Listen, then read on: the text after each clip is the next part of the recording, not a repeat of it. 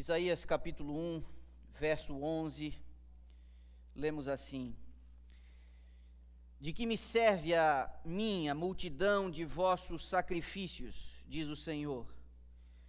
Estou farto dos holocaustos de carneiros e da gordura de animais cevados, e não me agrado do sangue de novilhos, nem de cordeiros e nem de bodes. Verso 13.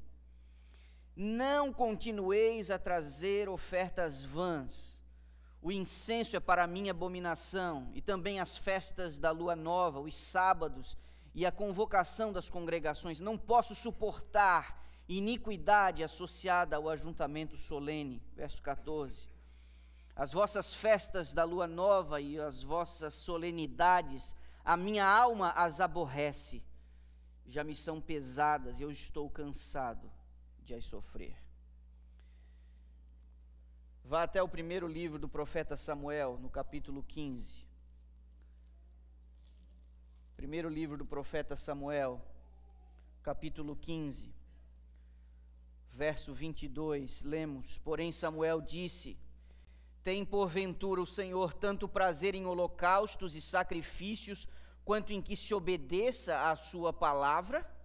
É a pergunta. Avance um pouco até o livro do profeta Amós.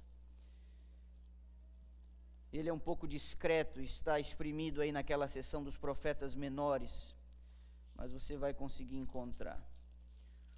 Livro do profeta Amós, está grudado em Jonas, está depois de Joel e Daniel e Oséias. Amós, capítulo 5, versos 21 a 23. Aborreço, desprezo as vossas festas, e com as vossas assembléias solenes não tenho nenhum prazer. E ainda que me ofereçais holocaustos e vossas ofertas de manjares, não me agradarei deles, nem atentarei para as ofertas pacíficas de vossos animais cevados. 23. Afasta de mim o estrépito dos teus cânticos, porque não ouvirei mais as tuas melodias de liras. Um pouco antes, Jeremias capítulo 6, não muito distante de onde você está, livro do profeta Jeremias, capítulo 6, o verso 20, lemos: Para que, pois, me vem o incenso de Sabá, e a melhor cana aromática de terras longínquas? Os vossos holocaustos não me são aprazíveis, e os vossos sacrifícios não me agradam. Meus irmãos, eu não sei que sensação se desperta no teu coração quando você lê textos como estes que nós acabamos de ler. Mas a mim me incomoda o fato de Deus estar falando não com ímpios, não com pagãos, mas o fato de Deus ter se expressado nestes termos com o seu povo e a sua igreja, aqueles que eram chamados pelo seu nome e aqueles que respondiam pelo nome de povo de Deus. O tom que Deus utiliza nesses mais variados textos, de pessoas que viveram em épocas diferentes, sob circunstâncias e lideranças diferentes, este tom que a voz profética traz ao povo me traz bastante incômodo. Deus manifesta aqui nitidamente que ele está contrariado. Entenda que Deus não está contrariado especificamente com o que está sendo feito, mas com o espírito com que as coisas estavam sendo feitas. Deus não está dizendo: por que vocês estão me oferecendo holocaustos, como se os holocaustos fossem uma invenção humana? Não, Ele faz essas prescrições, Ele ordena estes rituais, essas solenidades, mas estes rituais e solenidades não é o que traz incômodo a Deus, mas o espírito com que essas coisas estavam sendo feitas, porque para espanto de muitos, é possível nós obedecermos e transgredirmos ao mesmo tempo. é possível que a gente obedeça e transgrida ao mesmo tempo. É possível que uma igreja funcione com todos os seus ritos e cerimônias e ainda assim não estar fazendo a vontade de Deus. Meus irmãos, parte do problema é que conceitos não bíblicos não somente passaram a influenciar a igreja, mas a nortear os esforços de igrejas nominalmente cristãs. Não é apenas uma influência, mas o próprio norte que algumas igrejas cristãs estão recebendo de conceitos não bíblicos. O pragmatismo introduziu uma lógica na igreja quase irresistível: vamos fazer o que funciona. Vamos fazer aquilo que dá ibope, vamos fazer aquilo que atrai as multidões. Isso é um pragmatismo quase irresistível às lideranças em muitas igrejas cristãs. Virou uma questão mercadológica. Você não pode mais fazer o que a Bíblia orienta. Isso está fora de moda, isso está obsoleto, isso está rançoso, velho, mofado. Você precisa ter uma leitura correta do público que você quer alcançar. Você não pode mais impor o cardápio à sua audiência. Em tempos de YouTube, Netflix e companhia limitada, o cliente é que determina o que, quando e como ele quer consumir o produto. Agora, se a igreja ceder a esta tendência e oferecer o seu produto ao gosto do cliente, o evangelho será abandonado. Ouça e marque as minhas palavras. A partir do momento em que uma igreja oferece um produto ao gosto do seu cliente, o evangelho será abandonado. Simplesmente porque o evangelho não admite ser reduzido ao nível da conveniência humana. O evangelho, ele precisa ser entregue como ele é, porque é justamente por causa da necessidade humana.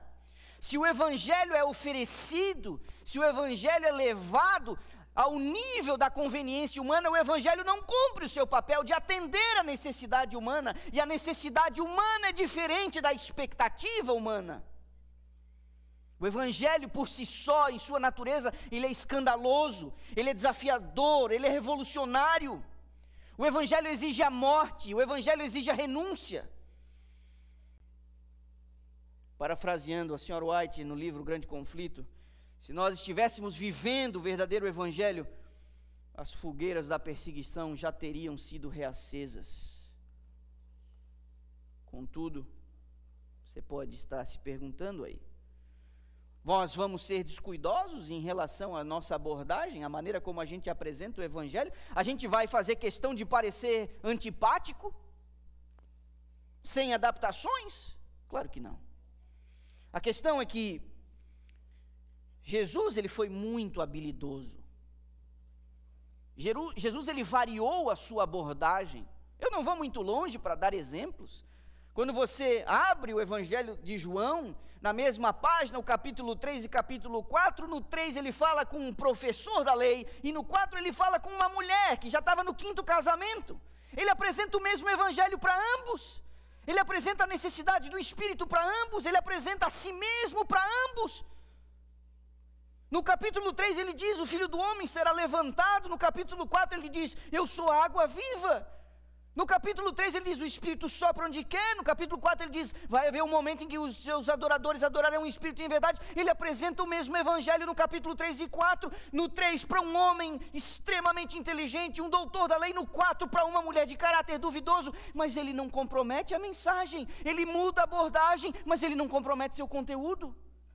Nós como igreja precisamos ser inteligentes. Nós não podemos comprometer o Evangelho, mas a gente tem que tomar cuidado para não rebaixar a norma numa tentativa de contextualizar a mensagem.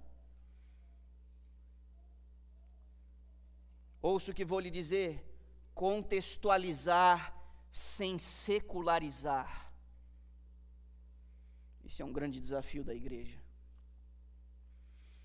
E essa é uma das grandes tentações da igreja, achar que precisa de alguma forma aliviar a barra para ser relevante, caso contrário ela não será aceita. Mas eu pergunto para vocês, será que um afrouxamento em relação às exigências do Evangelho,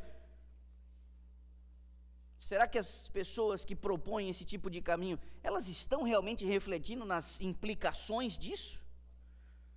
Meus irmãos, o mundo está embriagado com o vinho da sensualidade. O mundo está afetado pela superficialidade, pela ostentação. O mundo está entregue aos prazeres e ao divertimento. Esse é o mundo em que nós estamos vivendo hoje em dia. Por essa razão, se nós entregarmos o que as pessoas desejam e embalarmos o Evangelho a partir do que elas esperam, nós não estaremos entregando um Evangelho puro, nós vamos estar entregando um subproduto que trará alívio de consciência sem prover salvação. Você pode chamar esse ajuntamento de pessoas num final de semana de qualquer coisa, mas não de igreja. Programa de auditório, indústria cinematográfica, show business, nada disso serve de parâmetro para a igreja. Nada disso serve de parâmetro para a igreja. Com uma dose mínima de honestidade, a gente tem que reconhecer que as últimas décadas não têm demonstrado uma melhora no estado moral das pessoas, e nós já estamos há algumas décadas com igrejas em decadência, especialmente aqui nos Estados Unidos, rebaixando o nível do Evangelho para tentar atingir as pessoas, os 100 igrejas, tentando entregar a eles uma igreja ao gosto do cliente. Mas os últimos anos têm demonstrado que as igrejas não têm produzido cidadãos do reino de Deus. Não podemos afirmar que verdadeiros cidadãos do reino têm sido gerados quando a gente adota esse tipo de estética mais despojada. Ouça-me, a igreja é uma instituição distinta de qualquer outra. As adaptações têm sido tão ousadas que uma das tendências atuais é fazer com que a igreja não pareça uma igreja.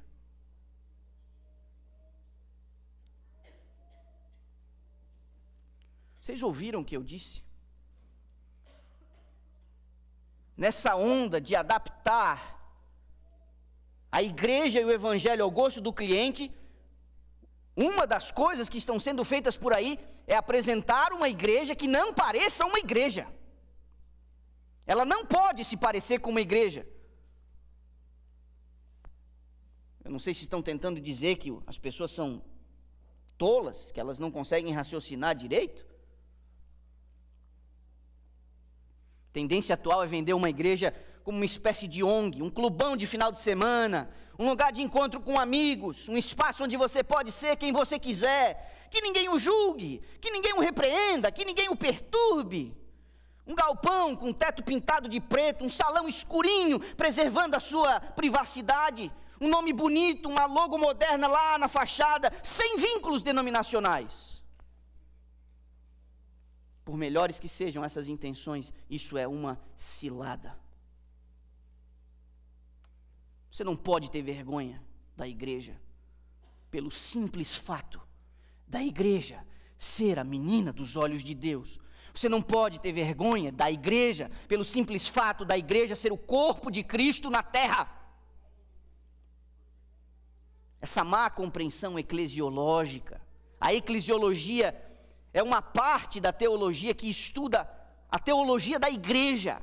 Essa má compreensão da eclesiologia, do que é a igreja, do seu papel, da sua forma, do seu propósito, uma má compreensão da eclesiologia acaba provocando uma distorção na forma como a igreja opera e no tipo de membros que ela atrai, nutre e gera. Uma igreja que não é igreja, ela não vai atrair membros, nutrir membros e gerar membros para o reino dos céus.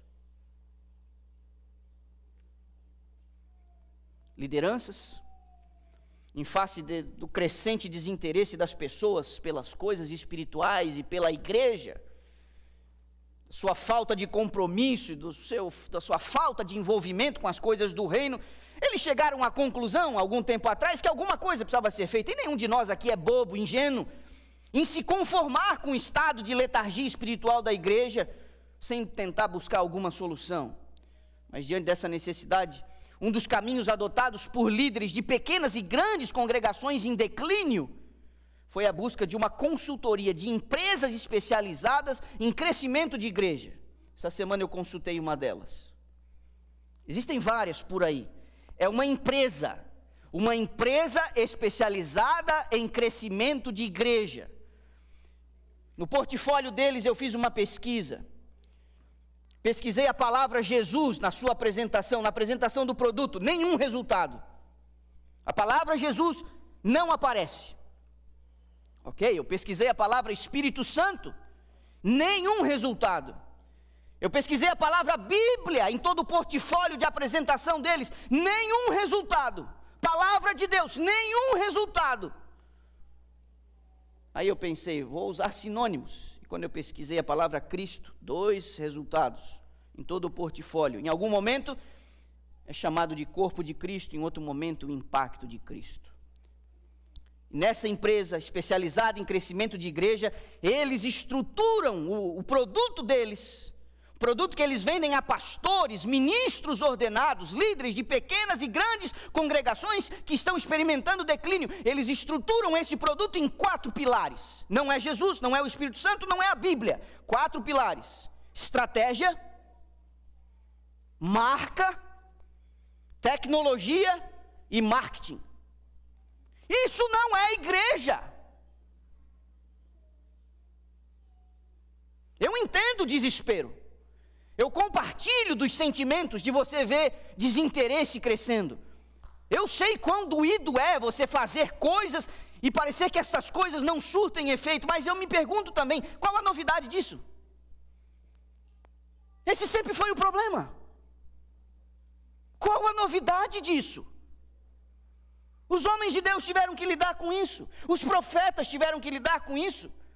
Vários homens de Deus ministraram em favor da igreja, do povo de Deus, e a presença de Deus não foi apreciada através dos seus servos e nem do ministério deles. Qual a novidade nisso?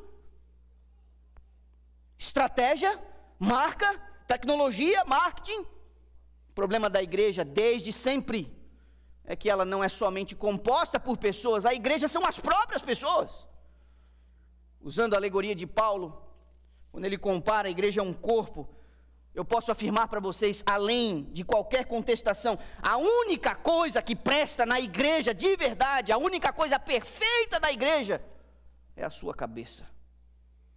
O corpo sempre foi enfermo, sempre foi. A única alternativa para esse corpo não entrar em colapso é manter-se ligado à cabeça. Ou seja, simples como uma criança pode entender, a solução da igreja é Cristo. Quando ferramentas humanas, construções humanas, invenções são buscadas para solucionar o problema da igreja, vai funcionar tanto quanto um analgésico em caso de câncer terminal. Não resolve. Independente de quão bem intencionados esses líderes estejam, o uso de ferramentas humanas tem afastado a igreja cristã da simplicidade do evangelho.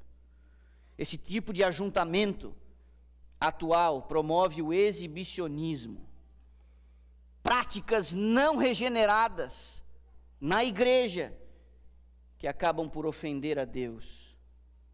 Lemos aqui alguns textos no início. É possível, biblicamente, nós reconhecermos que práticas religiosas, é possível, biblicamente, pelos textos que lemos, reconhecer que os ritos religiosos podem trazer em Deus o seu mais profundo desagrado. Ele disse, e nós lemos, não me agrado, não quero, me aborreço, não aguento mais. Essas foram algumas das expressões que os profetas utilizaram quando Deus mandou o recado através deles. Práticas não regeneradas que ofendem a Deus. Ajuntamentos que promovem o exibicionismo, porque eles não estão fundamentados em princípios bíblicos. Por favor, repare o que a serva do Senhor vai dizer em relação a alguma coisa sobre isso. Deve a verdade ser explicada com simplicidade, Em caso nenhum devemos seguir o exemplo de exibicionismo demonstrado pelo mundo. Vocês estão vendo isso aí? Está ali a referência. Vocês podem ter e consultar isso depois, vai estar na internet.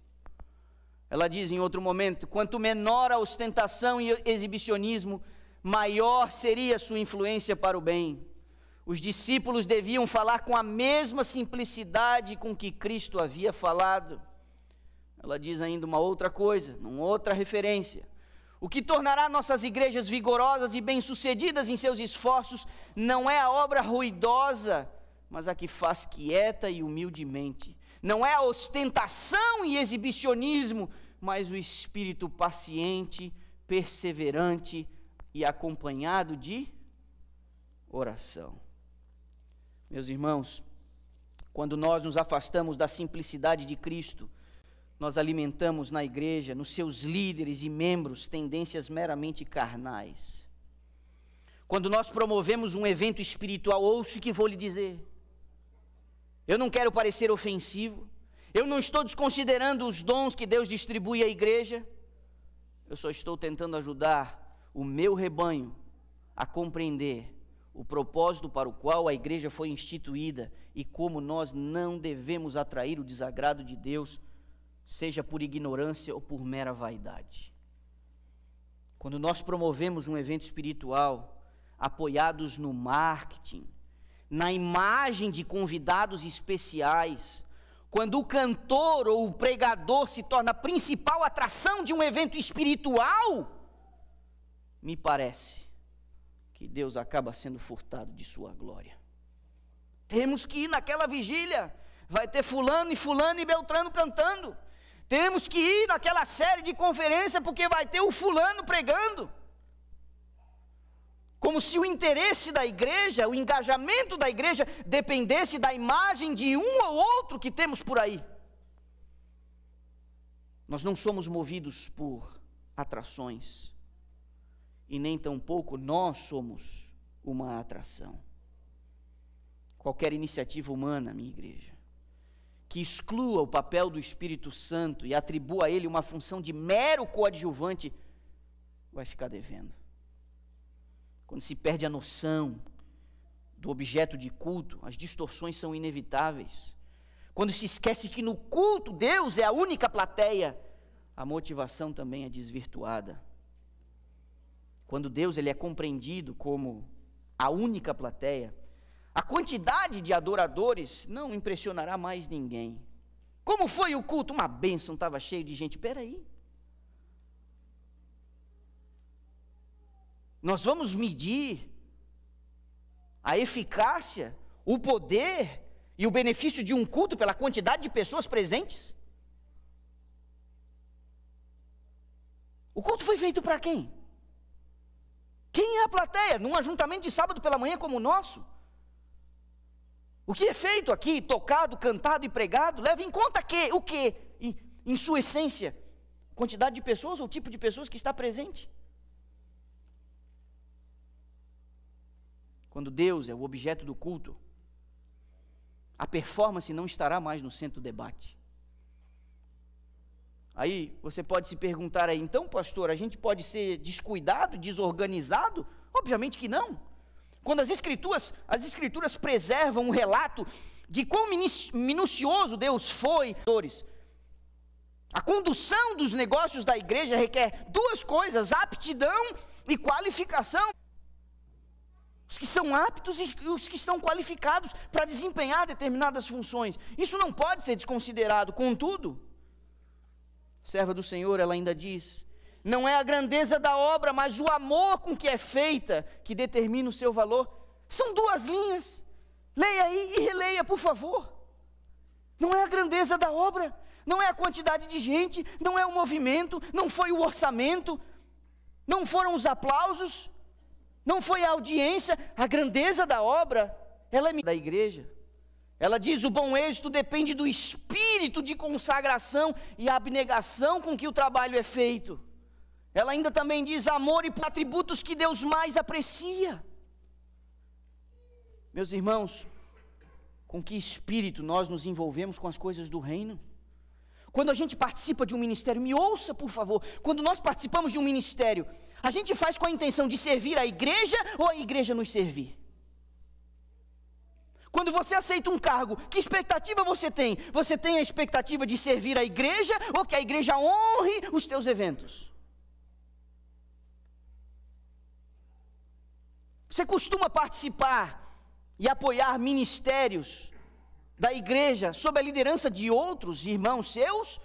Ou o seu envolvimento sempre acontece quando você é o cabeça, quando você é o diretor do departamento? Seu envolvimento depende do cargo que você ocupa, ou você está ali para servir os outros que estão empenhando outras iniciativas? A gente fica chateado quando a gente não sente o apoio dos outros, mas a gente sempre tem uma desculpinha esfarrapada para justificar a nossa ausência nos eventos e em outras iniciativas que não são feitas por nós mesmos ou alguém próximo da nossa família. Eu faço uma outra pergunta para você: seria correto, num culto, um cantor ou pregador deixar o ambiente e ir embora depois que ele se apresenta aqui na frente? Cantor que canta e vai embora, nem sermão assiste. Isso faz sentido? A gente não está falando de um culto a Deus, onde a presença de Deus ela é invocada, onde o seu nome é adorado. Tudo bem sair assim, eu venho aqui na frente, faço a minha performance, a minha apresentação, e depois eu vou embora, porque eu já dei o meu showzinho. Para quem foi essa apresentação? Meus irmãos, a igreja não é um palco. A igreja não é um palco para nós sermos admirados. Podemos ter a melhor performance, podemos ter uma eloquência impecável, podemos jamais errar o tom ao cantar uma música, organizar um evento sem furo, conduzir um departamento com maestria, mas seremos incapazes de dissimular os nossos sentimentos e intenções diante de Deus. O apóstolo Paulo, ao lidar com vários desafios das igrejas que ele fundou, e estes desafios estão expressos em suas cartas, na primeira carta à igreja de Corinto e a outra carta que ele mandou para Éfeso, ele diz que Deus distribui os dons e organiza a igreja com alguns objetivos. Ele fala de fim proveitoso, ele fala de aperfeiçoamento dos santos, ele fala da edificação do corpo, ele fala da unidade, ele fala da estatura de Cristo. Por isso que essas coisas são feitas. Mas quando a igreja vira um palco, a gente não nutre um espírito de serviço, a gente nutre o espírito de exaltação própria. Isso não pode ser dissimulado diante de Deus. Deus sabe exatamente por que a gente faz as coisas que a gente faz. Quando o espírito com que nos envolvemos não é o correto, inevitavelmente desgastes e conflitos vão acabar acontecendo e surgindo. Mas a dinâmica da igreja, ela às vezes, ela nos ajuda a gente aprender a ser contrariado. A gente precisa confiar que existe sabedoria na multidão de conselhos e que nunca foi desígnio do Senhor que as decisões da igreja fossem tomadas por indivíduos isolados, que o controle de uma comunidade de fé estivesse na mão de um ou de dois ou de três ou de uma pequena meia dúzia. Não é seguro que uma pessoa, ou um pequeno grupo de pessoas, numa congregação, tenha sobre si a responsabilidade de tomar as decisões sozinhas. Quando não se tem uma visão correta da igreja, quando os homens não se deixam guiar pelo Espírito, quando não nutrem um espírito manso e dócil, não haverá prosperidade espiritual. Ela diz, em algum momento, a serva do Senhor, no livro Desejado de Todas as Nações, o domínio torna-se o prêmio do mais forte. O reino de Satanás é um reino de força. Cada indivíduo considera todos os outros como obstáculo no caminho de seu próprio progresso, ou um degrau sobre o qual pode subir para chegar a uma posição mais elevada. Uma compreensão errada do que é a igreja, às vezes nos torna muito intolerantes no desempenho dos nossos ministérios da igreja. A gente vai atropelando todo mundo, não importa, tem que ser feito, porque eu tenho que ter um bom desempenho. Às custas de quê? A gente não pode impor as nossas vontades sobre os outros, como se a gente estivesse ocupando o centro do palco e tudo viesse a girar em torno das nossas preferências, em qualquer assunto que seja. Certa vez Deus precisou chamar a atenção de um importante líder, e esse camarada não reagiu muito bem. Vou pedir para você ir até o segundo livro de Crônicas, capítulo 16. Deus mandou um profeta falar com o rei. Segundo Crônicas, capítulo 16. Observe o verso 7 e o verso 10. Naquele tempo veio Hanani a Asa, rei de Judá, e lhe disse: porquanto confiaste no rei da Síria e não confiaste no Senhor teu Deus, o exército do rei da Síria escapou das tuas mãos. O profeta falando para o rei: você confiou num homem e não confiou em Deus. Essa foi a essência da repreensão. Verso 10, porém Asa se indignou contra o vidente e o lançou no cárcere, no tronco, como se enfurecera contra ele. Por causa disso, na mesma ocasião, oprimiu Asa alguns do povo. Um líder fraco, um líder inseguro, um líder cruel, um líder violento, que ao ser confrontado pela voz profética, em vez de se submeter a ela, ele bate no mensageiro. Ele prende o profeta, ele amarra o profeta num tronco, e a Bíblia ainda diz que ele fez outras pessoas sofrerem. Quando eu tenho uma visão equivocada do que é a igreja, quando eu tenho uma visão distorcida do que é a igreja, quando eu não entendo que a igreja não é um palco para eu demonstrar as minhas habilidades, eu me submeto ao juízo dos meus irmãos, eu consulto o conselho dos meus irmãos, eu sou repreendido pela ministração dos meus irmãos. Os nossos interesses pessoais jamais deveriam ser consultados no que diz respeito à condução da igreja. Submeta suas opiniões e preferências ao juízo dos seus irmãos. Isso não é sinal de fraqueza, isso é sinal de nobreza. Todas essas ponderações que fizemos até agora nos trazem ao ponto mais sensível da mensagem: a busca por reconhecimento, a expectativa de ser apreciado e elogiado no desempenho de uma tarefa espiritual. É a essência e é o clímax daquilo que nós entendemos Deus estar nos trazendo hoje pela manhã. Ao ser convidado a contribuir com a condução do culto, a pergunta que eu faço a você: você tira as sandálias diante da grandeza de Deus ou você se ajeita para ser admirado pelos homens? Qual é a postura do seu íntimo?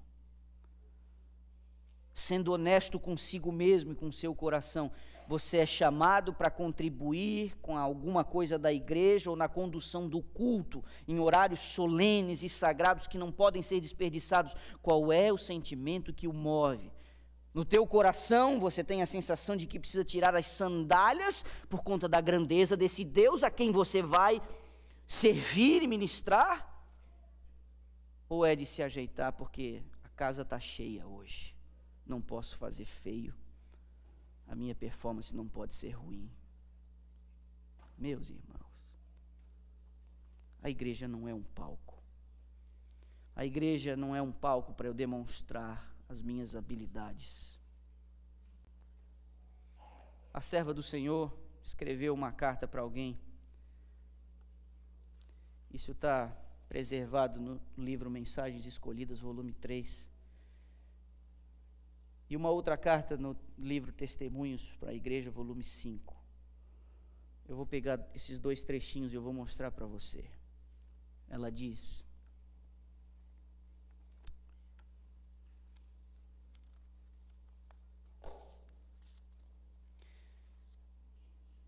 só um instante. Antes da carta que ela mandou, um conselho que ela deu. Satanás tem sido espantosamente bem-sucedido em seus planos. Homens de experiência, pais de família, que manifestam oposição obstinada quando são contrariados, mostram claramente que não podem controlar a si próprios ou não o fazem. Alguns desses professos cristãos se entregaram nas mãos de Satanás e se tornaram seus instrumentos. Eu destaco aqui: Satanás tem sido muito bem sucedido com gente que não consegue lidar com o fato de que foi contrariado.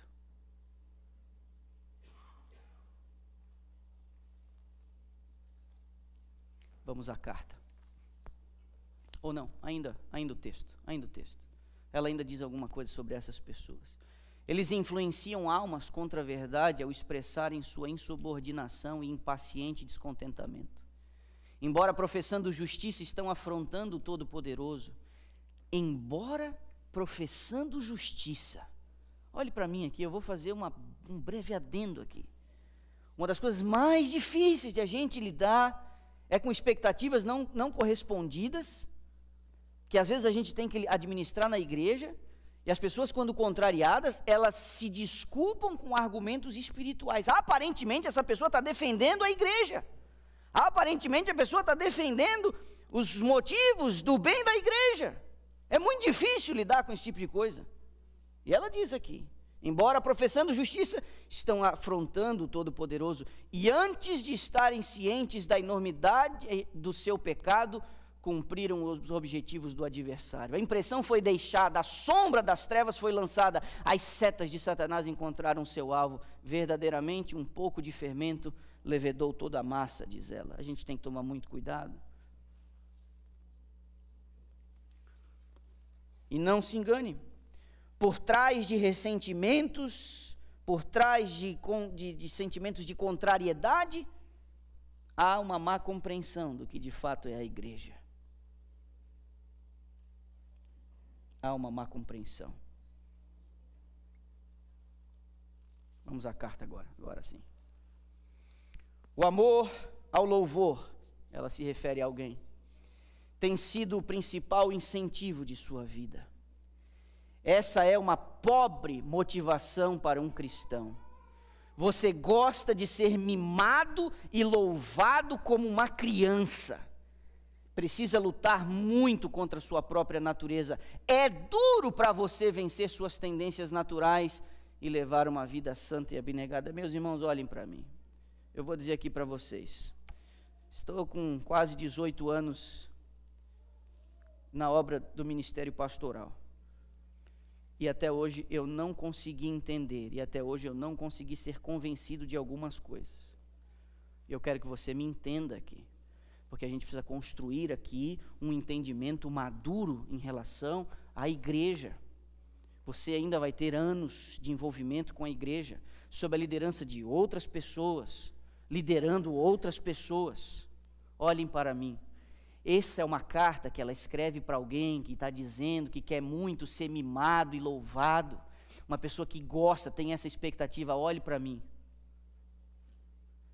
O assunto do elogio e da lisonja, o perigo de elogiar alguém, é um sermão para um outro dia. Hoje eu vou arranhar esse assunto, mas eu quero que vocês compreendam. Nós não ajudamos as pessoas quando nós amassageamos o ego delas. Nós não ajudamos. Nós não ajudamos as pessoas que têm uma expectativa muito grande de serem elogiadas e reconhecidas. Ao fazer isso para elas, nós não as ajudamos. Uma coisa é você reconhecer esforço. Uma coisa é você incentivar uma pessoa que está fazendo um trabalho que é um trabalho difícil. Isso nós devemos uns aos outros, nos incentivarmos. Mas não com o objetivo de dizer para a pessoa, olha, nós não ajudamos. Isso é imaturidade emocional e espiritual. E a carta que essa senhora, na qualidade de profeta, manda para alguém é nesse tom aí. Mas tem outra. E essa eu acho que é até pior, porque essa ela manda não para um indivíduo, mas para um casal. Ela diz assim: o irmão X poderia ter servido muito bem nesse ramo da obra, caso juntamente com outros na igreja tivesse seguindo o caminho certo, mas ele não tem sido muito elogiado mas ele tem sido muito elogiado e muito mimado. Isso quase o arruinou. O Senhor pode fazer as coisas sem ele, mas ele não pode dar-se ao luxo de realizar qualquer coisa sem Deus. O Senhor confiará sua obra a homens de mãos limpas e coração puro, pois é uma honra assumir responsabilidades em sua causa. Olhe para mim aqui, antes de a gente entrar no assunto com a esposa. Olha aqui para mim, que é o próximo texto. Nessa carta, ela não nega as qualificações dessa pessoa. Ela não nega que essa pessoa poderia ser muito útil. Mas desde o início dos primeiros textos que nós lemos hoje pela manhã, não é apenas o que nós fazemos diante de Deus, mas com o espírito que a gente faz. E esse camarada, apesar de talentoso, habilitado, útil, ele tinha expectativas altas de ser elogiado e mimado. E igreja não é palco. Eu não posso exercer ministério, eu não posso me envolver com as coisas na expectativa de que as pessoas olhem para mim e digam: muito bem, você, uau. Nós não podemos fazer isso. Inclusive eu digo a vocês, mesmo vocês que são pais, que têm filhos, e desde cedo vão conduzindo e vão introduzindo os filhos nos serviços da igreja, isso é fantástico. Mas a gente não elogia, não sei, pontos de caráter, a gente não elogia performance, a gente não elogia aparência, a gente não alimenta a vaidade, a gente não alimenta o mimo. Igreja não é palco, gente, e nós temos que tomar cuidado em relação a isso.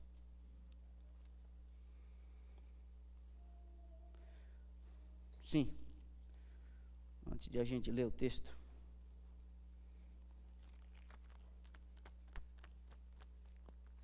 as ilustrações ajudam a gente, né? Vamos entender isso aqui como um ego, né?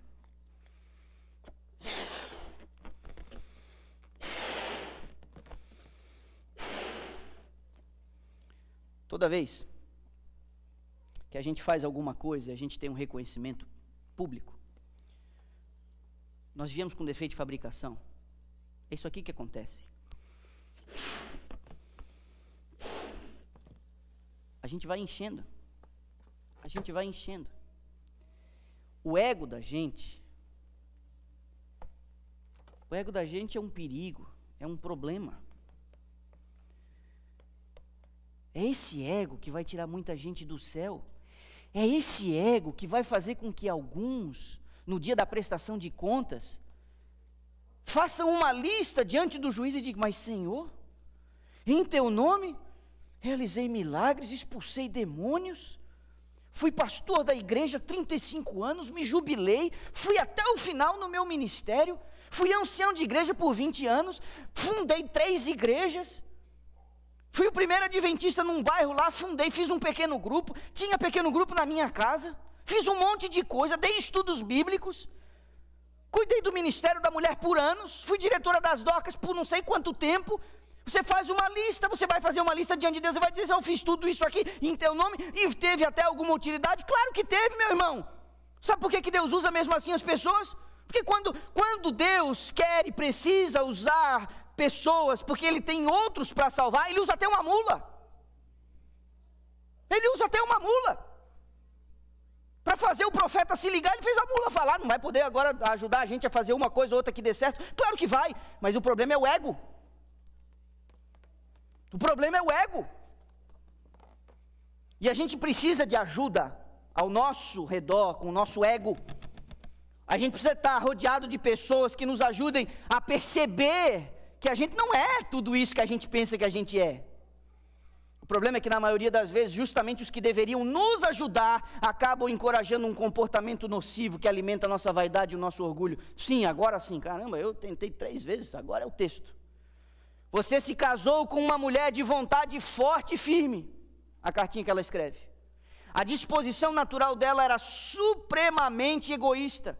Vocês dois eram amantes de si mesmos, e a união dos seus interesses não ajudou o caso de nenhum dos dois, mas aumentou o perigo para ambos. Nenhum de vocês era consciencioso, nem tinha no mais alto sentido o temor do Senhor diante de si. Ela escreve uma cartinha para um casal que um alimentava no outro o seu ego.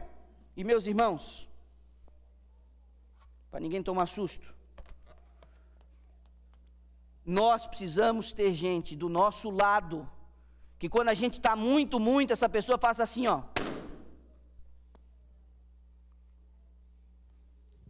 Você não é isso tudo.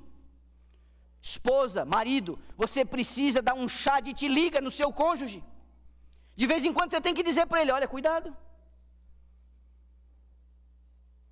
Às vezes, e dentro de casa a gente é muito a gente, né? A gente é muito a gente. Pode ser que você esteja demonstrando para o seu cônjuge uma espécie de exaltação própria. O seu cônjuge precisa dizer para você: olha, muito cuidado. Muito cuidado. Meus irmãos, a igreja não é um palco. O Senhor deu uma série de instruções de como as coisas deveriam ser feitas. Se você for olhar uma parte do livro do Êxodo, existe uma seção enorme que começa ali no capítulo 25 e vai se arrastando para dentro do livro do Êxodo, e depois você tem o livro de Levíticos. Você tem ali uma série de minúcias, Deus dizendo como as coisas deveriam ser feitas. No capítulo 29 do livro do Êxodo, Deus está explicando como os sacrifícios deveriam ser feitos. É para fazer assim, você separa desse jeito, essa parte você não queima, essa parte você separa, essa parte você descarta, essa parte não pode ser assim, você não apresenta um negócio com defeito. Se não tiver isso aqui, você pega uma outra, mas tem que ser desse jeito, esse aqui é o punhado, você queima dessa maneira. Deus vai explicando, tintim por tintim. Deus se preocupa ou não com a ordem, a decência, fazer as coisas bem feitas? Lógico que Deus se preocupa com a performance do rito. Lógico que Deus quer o melhor, porque o melhor é para Ele, e ainda que a gente ofereça o nosso melhor, está muito distante do que Ele merece, por ser um ser perfeito e santo.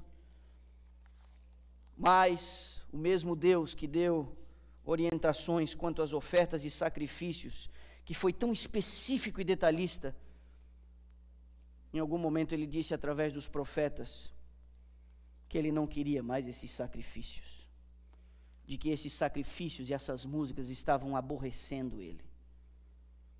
Para além de uma forma exterior, Deus exige uma atitude interior, que de fato só Ele mesmo pode examinar de verdade.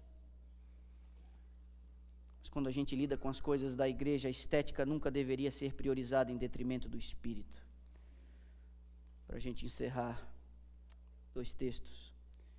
Primeiro em Salmo 51, no coração da confissão de Davi. No coração da confissão de Davi, Salmo 51. O verso 17, quando ele derrama sua alma por conta do pecado que ele cometeu. Ele diz assim: sacrifícios agradáveis a Deus são o espírito quebrantado, um coração compungido e contrito. Isso Deus não desprezará. Ele diz antes: se eu pudesse fazer uma série de sacrifícios, mas não é isso que Deus quer. O que Deus quer é um coração contrito, uma alma que reconhece a sua necessidade. É esse espírito com que nos aproximamos do Senhor. É isso que Ele tem interesse, é isso que Ele está buscando. O apóstolo Paulo, mais tarde, ele vai orientar a igreja da mesma forma. Esse texto que você conhece, de Romanos 12, o verso 1, ele orienta a igreja em Roma, e aí ele diz algo incrível, já num outro contexto. Rogo-vos, pois, irmãos, Romanos 12, 1, pelas misericórdias de Deus, que apresenteis o vosso corpo por sacrifício vivo, santo e agradável a Deus, que é o vosso culto racional. Não é a forma pela forma, mas é o espírito com que nós nos apresentamos diante do Senhor, o espírito com que nos envolvemos com as coisas do Senhor, não para sermos reconhecidos pelos homens, não para sermos louvados pela comunidade de fé, não para termos o nosso nome em destaque e as pessoas comentando quão habilidosos e talentosos nós somos. Isso é uma ofensa a Deus, isso coloca Deus no canto, isso rouba dele a sua glória, e não vai trazer a não ser aborrecimento e desprezo. Deus acaba usando as pessoas? Lógico que Deus acaba usando as pessoas, mas isso não dá garantia de que quando você for receber o galardão, Ele vai achar que você mereça o galardão. Quando os homens se exaltam, sentindo que são uma necessidade para o êxito do grande plano de Deus, o Senhor faz com que sejam postos de lado. Torna-se evidente que o Senhor não depende deles. A obra não se detém por causa do seu afastamento da mesma, mas vai adiante ainda com maior poder. Olhe para mim, meu irmão. Deus não depende da gente. Deus não depende de ninguém. Deus não depende de você e Deus não depende de mim. O envolvimento do seu povo no avanço do reino é um privilégio que Ele nos concede, em primeiro lugar, para que nós preservemos a nossa alma no caminho da justiça e da salvação. Às vezes é dramático para uma liderança de igreja, para pastores e anciãos, líderes de departamento, chegar aqui na frente e se estribuchar, para convencer você de investir na sua própria salvação, para convencer você de que o culto vale a pena vir, para convencer você de que a escola sabatina vai ajudar você na sua caminhada de fé, para convencer você que o seu filho deve chegar aqui cedo. A gente se estribucha aqui na frente. Mas mesmo os que estão envolvidos, não estou falando dos que se acomodaram, não estou falando daqueles que adormeceram, eu estou falando dos ativos. Mesmo entre os ativos, os participantes, ainda entre estes, nós precisamos tomar cuidado para a gente fazer com o espírito correto, o espírito de serviço, porque a igreja não vai no meu ritmo, é eu que vou no ritmo dela. A igreja não vai atrás do que eu acho ser correto em relação à música, a igreja não vai atrás de mim daquilo que eu acho que é correto em relação à cor da parede, a igreja não deve se ajustar à minha preferência em relação à cor do carpete, do instrumento que é utilizado ou qualquer outra coisa do tipo. É no diálogo com a comunidade em que essas são feitas, e a igreja não tem que ir atrás de uma pessoa achando que tudo gira em torno dela. A igreja não deve se ajustar ao fato de eu achar que eu tenho talento e que absurdo eles não me colocarem na escala. Já disse isso antes, vou dizer, o que certifica o seu talento é a igreja dizer para você que você pode ser útil, não force a barra. Mas tem muita gente talentosa que está aí sentada. A estes eu digo, se envolva. A estes eu digo, vamos embora. Mas vamos com o espírito certo. Aos que hoje lideram, aos que hoje estão envolvidos, aos que hoje militam, a estes eu digo, vamos continuar com o espírito certo. Deus não depende de nenhum de nós, mas nos deu a honra de participar. O último texto diz: aqueles que acham que a obra depende deles, Deus vai tirar essas pessoas. Deus vai tirar, e Deus tira mesmo. Por quê? Porque Deus não pode ser furtado de sua glória. Tempos difíceis estamos vivendo, meus irmãos. Tempos difíceis. Tempos difíceis. Essa semana eu conversei com um pastor com quem eu me aconselho. Eu perguntei a ele, já aposentado: você viu movimento hippie? Você viu Guerra Fria, a queda do comunismo como ferramenta política? Você viu vários fenômenos, estabilidades econômicas, superinflação, tudo isso você viu? Minha pergunta, depois de ter visto tudo isso, de ter trabalhado na igreja ao longo de todo esse tempo, a minha pergunta é: esse de fato é o tempo mais difícil que você já presenciou em sua vida? Ele não levou um segundo para me responder, sem dúvida alguma. E nós estamos aqui, vivendo este tempo. Muito cuidado, são tempos difíceis. Na quinta-feira eu falei com uma pessoa, longamente, meu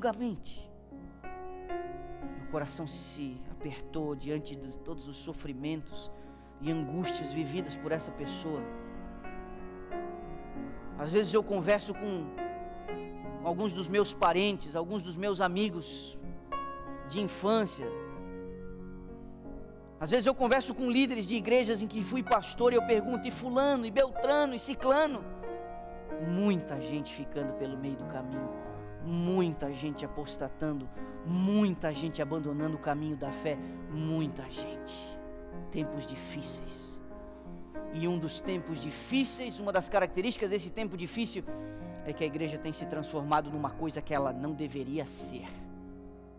Essa igreja brasileira de Dallas, nós vamos ceder a esse tipo de tendência? Nós vamos afrouxar as exigências do evangelho ao nível da conveniência de nossa plateia? Nós vamos Nós vamos alimentar o espírito de vaidade, de mimo, aqui um insuflando o ego do outro, ou nós vamos nos animar a servir com amor abnegado, entendendo que o que é feito aqui é feito única e exclusivamente para a glória de Deus? Meus irmãos, que Deus tenha misericórdia de nós. Você que está sentadinho aí, Deus tem algo para você fazer. Deus quer que você faça. Deus te deu as ferramentas para fazer. Pois faça. E faça com o espírito certo.